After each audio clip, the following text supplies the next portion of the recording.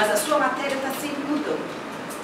Então, essa propriedade dos seres vivos é a liberdade fundamental, ou a liberdade metabólica, ou a liberdade dilemórfica que o Jonas fala. Uma coisa que não tem nada a ver com a consciência, com a deliberação, né? É apenas um fenômeno da biologia. E a partir desse princípio fundamental de liberdade que ele reconhece no metabolismo, né, que é o conjunto de reações químicas que todos os seres vivos precisam realizar para se manter na existência, ele mostra então essa relação entre necessidade e liberdade. E aí ele diz o seguinte, que a liberdade que os seres vivos apresentam, elas se tornam, é preciso que você exerça essa liberdade, você tem que exercer, é impossível você não exercer essa liberdade para você se manter na existência. Tá?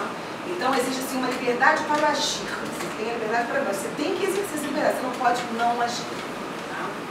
Então assim, se você não agir, você vai morrer. Um ser vivo, você aí, um ser vivo qualquer, ele precisa realizar sempre essa interação com o ambiente, essa troca de matéria com o ambiente para manter a sua forma viva. Se ele parar de trocar o ambiente, isso é a morte. Aí volta a ser matéria pura, já não é mais a matéria animada. Né?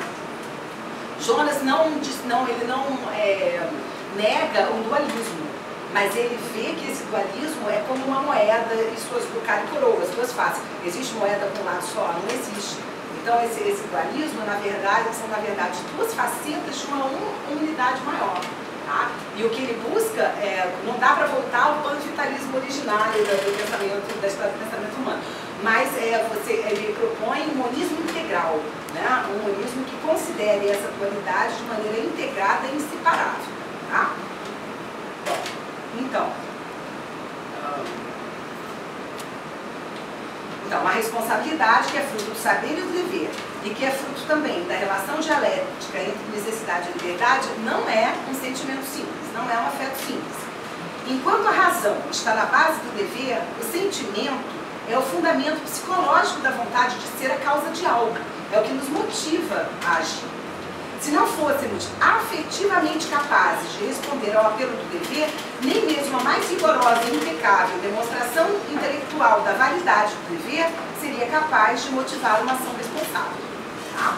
Então, toda ética precisa desse aspecto racional, toda ética tem um aspecto racional e um aspecto afetivo.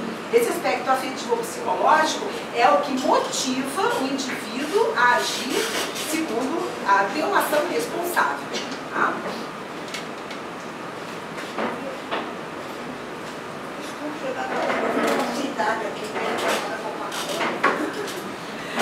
Para Jonas, se a existência é uma primazia, é um dever preservar essa possibilidade. A responsabilidade torna nosso poder, o poder de ser livre, o poder da liberdade, um dever, cujo objeto final e verdadeira causa é a asseguração das relações de confiança que fundamentam a vida em sociedade. Pois no entrelaçamento indissolúvel dos assuntos humanos, bem como de todas as coisas, não se pode evitar que o meu agir afete o destino de outros. Em qualquer nível. No nível do homem político, isso é gravíssimo, porque a ação de um único homem pode interferir na vida de milhões de pessoas, na atualidade e no futuro, que pode durar gerações. O futuro não tem representação em nenhuma instância. O que não existe não se defende, não nascidos não tem força agora, e quando a possuírem para reivindicar os seus direitos, não existiremos mais aqui. Portanto, deve-se esclarecer o valor do futuro no presente, antecipando-o agora, pois as ações de hoje podem modificar o amanhã. O futuro, então, é para Jonas uma dimensão não concluída da nossa responsabilidade. Nosso pensador não ignora a dificuldade teórica em justificar por quê, abre aspas, nós não temos o direito de escolher a não existência de gerações futuras em função da nossa existência atual, ou mesmo de colocar em risco essas gerações futuras, porque, ao contrário, temos um dever diante daquele que ainda não é nada e que não precisa existir como tal, e que, seja como for, na condição de não existente, não reivindica a existência. Tá? Quando um bebê nasce, a sua existência concreta e vulnerável exige uma ação responsável, exige cuidado, né, demanda cuidado circunstante para que ele possa se manter em existência. Mas quando a gente fala de gerações futuras, não existe nem embrião, só existe a potência, só existe a possibilidade, né? Então ele defende a sua ideia no embasamento axiológico, né, no valor da existência humana e que ele vai estender a existência em geral. Muitas vezes no livro a gente fica na dúvida se ele se refere ao ser, mas às vezes esse ser é ser vivo, ou no fundo todos os seres são seres vivos, né? Isso é uma discussão interessante. E em outro livro, no Matéria, Espírito e Criação, Jonas defende que esse princípio vida, ele está presente em tudo que existe, não só nos seres vivos. E é isso, e esse princípio é que impulsionaria a irrupção do ser vivo a partir dos seres inanimados. E a ciência já mostrou que os seres vivos vêm de água, ar, descargas elétricas, etc., do ambiente primitivo da Terra. Né? Então foi uma ousadia da matéria inanimada em criar moléculas mais complexas e criar esse sistema que se tornou sistema vivo. Tá? Bom, então, para Jonas, se a existência é uma primazia, é um dever preservar essa possibilidade. A responsabilidade torna o nosso poder um dever, cujo objeto final e verdadeira causa é a asseguração das relações de confiança que fundamentam a sociedade. Então, no entrelaçamento indissolúvel dos assuntos humanos, bem como de todas as coisas, não se pode evitar que o agir afete dos outros e, portanto, aí outra frase de Jonas: para que seja benefício para a condição humana, todo conhecimento precisa ser criado e dirigido para o amor ao próximo. O futuro não tem representação... Ai, Dionísio, desculpa. Então, o fato da técnica... voltando, perdão, o fato de a técnica ter passado, a técnica moderna, ter passado a dispor também dos homens como seus objetos, é um outro fato de grande importância. Situações inimagináveis há pouco menos de um século são cotidianas no atual momento tecnológico, como o prolongamento artificial da vida, o controle do comportamento e a manipulação genética. Com a tecnologia, a morte parece não ser mais uma necessidade ou um destino inexorável de todo vivente, mas parece uma falha que precisa ser adiada. Jonas questiona o quanto isso é desejável, tanto para os indivíduos quanto para a espécie. Escapar da morte pode ser um malefício para toda a humanidade, e a mera perspectiva dessa possibilidade já suscita questões nunca antes discutidas. Nenhum princípio ético do passado está apto para responder essa demanda. O controle do comportamento se encontra mais próximo da vida prática, e dele surgem temas não menos profundos do ponto de vista ético. A distinção entre o alívio do paciente e o alívio da sociedade por se evitar comportamentos individuais inconvenientes para a vida em coletividade é tênue. Entenderam esse ponto? Assim, o remédio é para aliviar o paciente ou para aliviar o desconforto que a sociedade tem com aquele comportamento que não combina ali naquela comunidade. E existe ainda a possibilidade de aplicação social desse controle de comportamento para fins de manipulação de massas, desde o controle clínico da aprendizagem, como já acontece, da aprendizagem e do comportamento infantil em geral. Nos Estados Unidos, em 2013, quando eu fiz essa pesquisa, 6 milhões de crianças norte-americanas tomavam Ritalina todos os dias.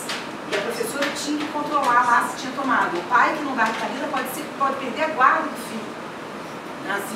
Se aqueles advogados entrarem os pais que se negam a dar Ritalina para a criança, dependendo do estado, eles podem perder a guarda dos filhos. Então, são 6 milhões de crianças com menos de 6 anos sendo drogadas diariamente e legitimamente. Então, isso é um problema muito sério. E ainda nesse ponto de vista do controle clínico do comportamento, o uso de substâncias que produzem sensação de prazer e felicidade, tipo fluoxetina, nicotina, etc. Só a título também, como isso é muito importante nesse momento.